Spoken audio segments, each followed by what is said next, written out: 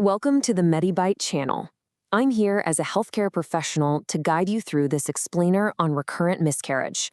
We're going to tackle this topic with the absolute clinical clarity you need, but also with the deep empathy you deserve.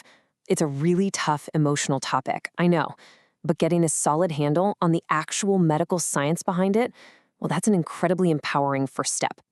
Here's our quick roadmap for today's explainer. We'll start by defining recurrent miscarriage, explore causes on both the maternal and paternal sides, and then look at fetal and placental factors. After that, we'll talk about those frustrating unexplained cases, how we actually diagnose the root cause, and finally, what treatment and moving forward looks like. All right, let's jump right into part one. What exactly is recurrent miscarriage? So to make sure we're all starting on the exact same clinical page, the defining number here is 2. The strict medical definition of recurrent or repeated miscarriage is having experienced at least 2 pregnancy losses before the 20-week mark. Obviously, every single loss is profound, but clinically speaking, hitting this threshold of 2 means it's time for a healthcare professional to step in, carefully review your history, and see if a deeper evaluation makes sense for you or your partner. Moving on to part 2, maternal and paternal causes. Now, there is a huge misconception out there that this is solely a female factor issue. It absolutely isn't. While maternal causes are definitely talked about more frequently, chromosome disorders or certain semen abnormalities in the male partner can also significantly increase the risk.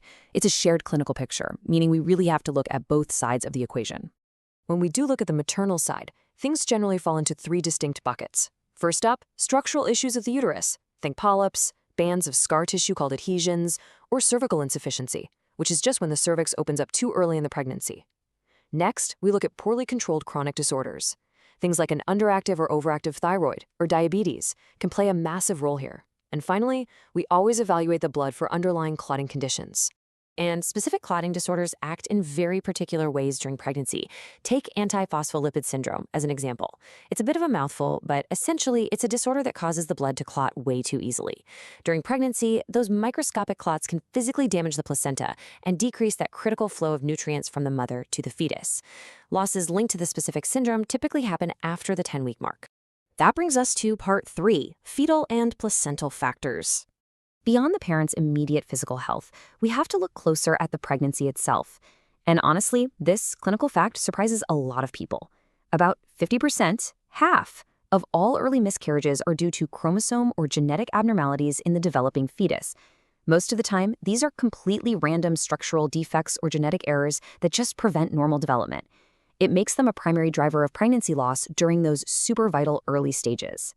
And we can't forget the placenta, right? It's literally the lifeline of the pregnancy.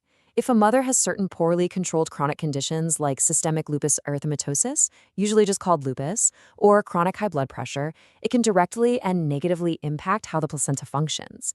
And simply put, without a healthy functioning placenta, the pregnancy just can't be sustained. Okay, let's talk about the hardest part. Part 4, the unexplained cases. If you're experiencing this, please hear me when I say you are absolutely not alone, especially when we enter this deeply frustrating clinical territory where clear answers just seem impossible to find. It's a difficult clinical reality that in up to 50% of women, the exact medical cause of their recurrent miscarriages cannot be definitively determined. Half the time, despite all the tests and all the science, we just don't know why. But, and this is crucial, unexplained does not mean hopeless, as we'll see in just a second. So, how do we find out what's going on? That's part 5, diagnosing the root cause. Once you hit that threshold of 2 or more miscarriages, your doctors will roll out a very predictable roadmap to investigate and get you answers before you try to conceive again. It kicks off with a thorough doctor's evaluation. Then, step by step, we check for genetic factors in both parents, move on to structural imaging of the uterus and pelvis, and finally run comprehensive blood panels. It's really just a highly methodical process of elimination. And the precision of the diagnostic tools we have today is truly remarkable. Your doctor might use specialized imaging like sonohysterography, which basically uses a little fluid to give us a crystal clear map of any structural uterine abnormalities. Alongside that, we do comprehensive blood tests to check for hidden issues, like those clotting disorders we talked about, underlying diabetes, hormonal imbalances, or thyroid dysfunction. We literally leave no stone unturned. Finally, let's look ahead. Part 6, treatment and moving forward.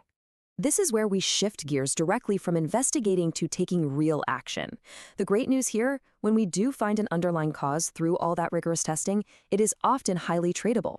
Whether that means medically managing a thyroid condition, going in and surgically removing a uterine polyp, or getting on prescribed medication for a clotting disorder, addressing the root cause dramatically improves the possibility of a successful, healthy pregnancy.